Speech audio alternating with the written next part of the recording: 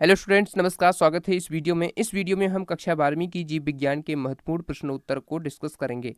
इस वीडियो में हम पूरी बायोलॉजी के 2 अंक के जो क्वेश्चन आंसर हैं सभी को हम इम्पोर्टेंट जो क्वेश्चन आंसर हैं उनको हम डिस्कस करेंगे। क्वेश्चन भी देखेंगे और उसका आंसर भी देखेंगे जो आपकी बोर्ड परीक्षा में पूछे जा सकते हैं, बहुत ही इंपॉर्टेंट हैं। और जो इस सीरीज़ में हम 50 इंपॉर्टेंट ऑब्जेक्टिव नहीं सॉरी यहाँ पर 2 अंक के जो क्वेश्चन है वो डिस्कस कर रहे हैं।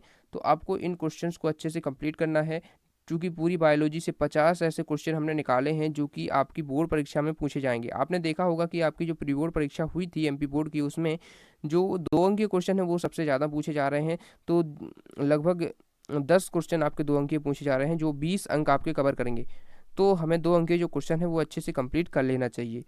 तो चलिए हम देखते हैं। ये वीडियो का 4th पार्ट होने वाला है, क्योंकि 3 पार्ट इससे पहले बना चुके हैं जिसमें हमने 30 तक इम्पोर्टेंट जो क्वेश्चन हैं वो 2 अंकीय कर लिए हैं। अब हम आगे के क्वेश्चन करेंगे, चूँकि हम 50 पूरे क्वेश्चन करेंगे तो 30 क्वेश्चन हमारे कंप्लीट हो चुके हैं और अब हम 10 क्वेश्चन इस वीडियो में करेंगे। उसके बाद एक नेक्स्ट वीडियो भी आएगा जिसमें हम 10 करेंगे। इस प्रकार से हमारे पूरे टोटल मिला के 50 इंपॉर्टेंट 2 अंकीय क्वेश्चन है वो कंप्लीट हो जाएंगे। तो चलिए हम शुरू करते हैं। और इससे पिछले वीडियोस आपने नहीं देखे हैं तो आप डिस्क्रिप्शन बॉक्स को चेक कर सकते हैं, वहाँ से सभी लिंक्स आपको मिल जाएंगे और आप देख सकते हैं। तो चलिए हम शुरू करते हैं। क्वेश्चन नंबर 30 तक हम देख चुके हैं। अब हम 31 से शुरू करेंगे, जिसमें पूछा गया सर्टोली कोशिकाएं कहाँ पाई जाती हैं, इनका क्या कार्य है। तो ये कोशिकाएं शुक्राणुओं को अवलंबन, सुरक्षा तथा पोषण प्रदान करती हैं, अर्थात सर्टोली कोशिकाएं वृषण में पाई जाती हैं। ये कोशिकाएं शुक्राणुओं को पोषण प्रदान करती हैं। तो सर्टोली कोशिकाएं आपको याद रखना है। ये 1 अंक की क्वेश्चन में भी पूछा जा सकता है और 2 अंक में आपसे पूछेगा तो आप इस प्रकार से 30 शब्द में लिख सकते हैं। उसके बाद पूछा है प्रतिरक्षा या प्रतिरोधकता क्या है, जो इम्यूनिटी होती है वो क्या होती है। तो इसका आप आंसर लिखेंगे प्रत्येक जीव के शरीर में रोगों से लड़ने की क्षमता पाई जाती है। जीवों की रोगों से लड़ने की इस क्षमता को प्रतिरक्षा या प्रतिरोधकता कहते हैं। हमारे शरीर में प्रतिरोधकता बी तथा टी कोशिकाओं के कारण पैदा होती है। जब कोई बीमारी एक बार होती है और प्रतिरोधकता विकसित हो जाने के बाद नहीं होती, तो इस प्रकार की प्रतिरोधकता को उपार्जित या सक्रिय प्रतिरोधकता कहते हैं। ठीक है, तो ये प्रतिरोधकता है, इसको आपको याद रखना है, इम्यूनिटी की परिभाषा। उसके बाद हम अगला क्वेश्चन देखते हैं, जिसमें पूछा गया है रेड डेटा बुक से आप क्या समझते हैं या इससे क्या आशा है। तो रेड डाटा बुक है वो क्या होती है। आप देखिए यहाँ पर international union of conservation of nature and natural resources द्वारा प्रकाशित एक पुस्तक है, जिसमें विश्व में विलुप्ति का खतरा झेल रही संकटापन्न प्रजातियों की जानकारी होती है। यह पुस्तक सर्वप्रथम 1963 में प्रकाशित की गई थी। तो जो रेड डेटा बुक होती है वो, ये देखिए, IUCN का आपको फुल फॉर्म याद रखना है, ये होता है।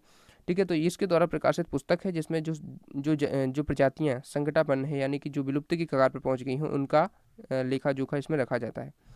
अब देखते हैं अगला क्वेश्चन, मृत्यु दर को परिभाषित कीजिए। इसमें पूछा गया है मृत्यु दर की परिभाषा। तो इसमें आप देख सकते हैं किसी इकाई समय में किसी जीव संख्या में मरने वाले जीवों की संख्या को मृत्यु दर कहते हैं। अगला क्वेश्चन देखते हैं, अपरा या प्लासेंटा के कोई 2 कार्य लिखिए। तो प्लासेंटा के जो कार्य हैं वो है इस प्रकार से हैं। पहला है अपरा भ्रूण एवं माता के मध्य विभिन्न पदार्थों एवं गैसों का विनिमय का कार्य करता है। दूसरा है इसमें अपरा भ्रूण के पोषण, श्वसन एवं उत्सर्जन में महत्वपूर्ण भूमिका निभाता है और यह वसा, ग्लाइकोजन तथा लौह का संचयन करता है। तो जो प्लासेंटा है उसके 2 कार्य हैं, इस प्रकार से आप लिखेंगे।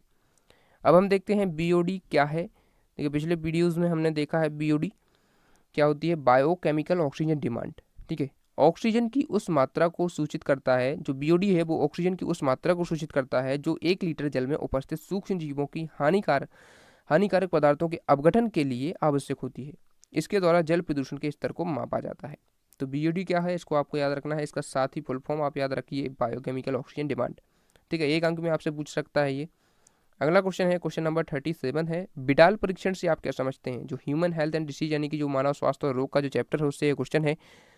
टाइफाइड ज्वर की पुष्टि करने के लिए युक्ति को बिडाल परीक्षण कहते हैं। जिसमें टाइफाइड रोग होता है उसकी पुष्टि करने के लिए एक टेस्ट करते हैं, उसे हम बिडाल टेस्ट या बिडाल परीक्षण कहते हैं। अगला देखते हैं क्वेश्चन नंबर 38 है, जन्म दर को परिभाषित कीजिए। तो जन्म दर को इस प्रकार से परिभाषित करेंगे, किसी इकाई समय में किसी जीव संख्या में उत्पन्न नए जीवों की संख्या को जन्म दर कहते हैं। मृत्यु दर की परिभाषा हम अभी देख चुके हैं। अब देखते हैं वैसक्टोमी क्या है। ट्यूबेक्टोमी हमने देखा था पिछले वीडियो में। अब हम वेसेक्टोमी देखते हैं। वेसेक्टोमी क्या होती है? इस प्रक्रिया में सर्जरी के द्वारा नर की शुक्राणु नलिका या बेस्ट डेफेंस को काटकर बांध दिया जाता है, जिससे शुक्राणु स्पर्म स्खलन के समय नहीं निकलते व निषेचन नहीं हो पाता। यह प्रक्रिया जो यह प्रक्रिया है ये वेसेक्टोमी कहलाती है। तो इस प्रकार से वेसेक्टोमी को आपको याद रखना है।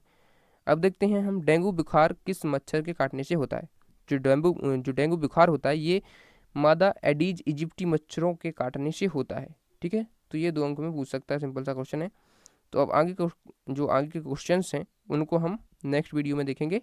तो इस वीडियो में भी हमने 10 क्वेश्चन देख लिए हैं, तो आगे के क्वेश्चन 10 और बचे हैं, तो आपके टोटल 50 क्वेश्चन कंप्लीट हो जाएंगे। थैंक्स फॉर वॉचिंग, और वीडियो को शेयर करना, और अभी तक सब्सक्राइब नहीं किया है चैनल को तो सब्सक्राइब जरूर करना।